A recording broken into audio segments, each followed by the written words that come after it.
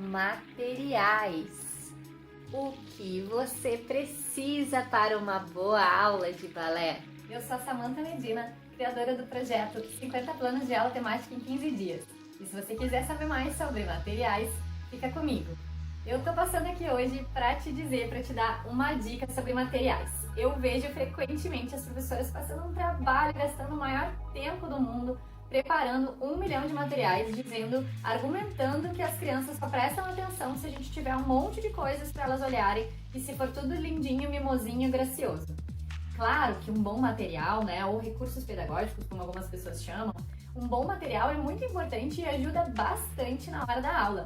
Mas mais do que ter um bom material, você precisa ter uma boa aula, ter um bom plano de aula.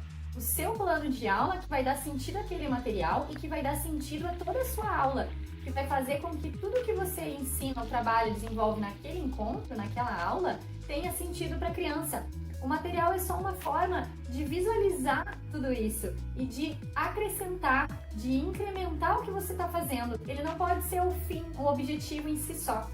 E eu gosto muito de contar como eu comecei a lecionar, porque eu não tinha nada de material na época, até porque não era comum, não se fazia, e eu trabalhava com crianças pequenas em escolas de educação infantil.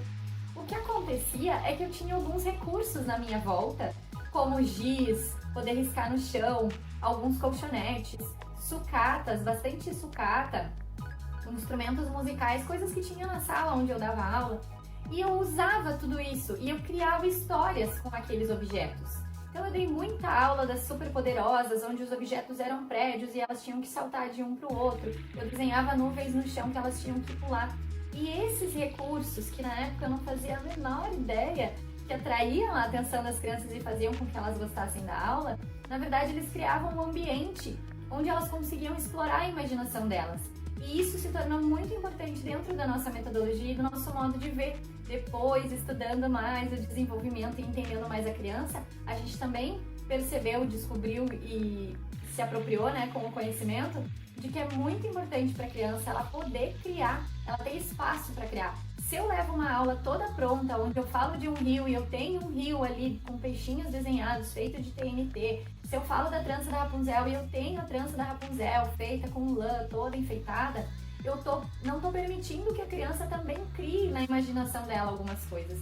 E eu trazer outros elementos e adaptá-los, como uma corda, um pedaço de pano, e transformar esse elemento em vários elementos, para a criança isso tem muita riqueza, isso estimula muito mais ela e também faz com que ela queira participar mais, porque ela está criando, ela está ativa naquela criação. Então sim, a gente vai ter recursos pedagógicos importantes que podem ser usados nas aulas, mas a gente também precisa lembrar que esse recurso pedagógico não necessariamente é uma varinha linda, feita com luzinha, que brilha. Eu posso fazer uma aula de fada onde a varinha é uma caneta, ou aquilo que eu tiver ali na minha frente na sala. Isso não quer dizer que você precisa ir dar aula sem saber o que vai dar e tentando descobrir dentro da sala na hora. Você vai se planejar e vai se organizar para isso. Isso só quer dizer que você não precisa gastar todo o tempo do mundo fazendo cada coisinha especial para cada aula, cada material especial para cada aula, porque o material da aula da Frozen não dá para usar na aula da Rapunzel. Se eu aprendo a ter um elemento e transformar esse elemento na minha aula, você vai conseguir usar o mesmo material em várias aulas. Então, se você quiser saber como que você pode fazer isso, o que você precisa realmente ter de materiais, enfim, aprender a construir esses materiais mais criativos, mais alternativos, você segue a nossa página, o nosso YouTube, o nosso canal, fica ligado aqui no Instagram, não deixa de seguir e entra no nosso grupo do Telegram, porque assim você fica pertinho da gente e consegue acompanhar todas as dicas que a gente traz aqui pra você, tá bom? Te espero no próximo vídeo.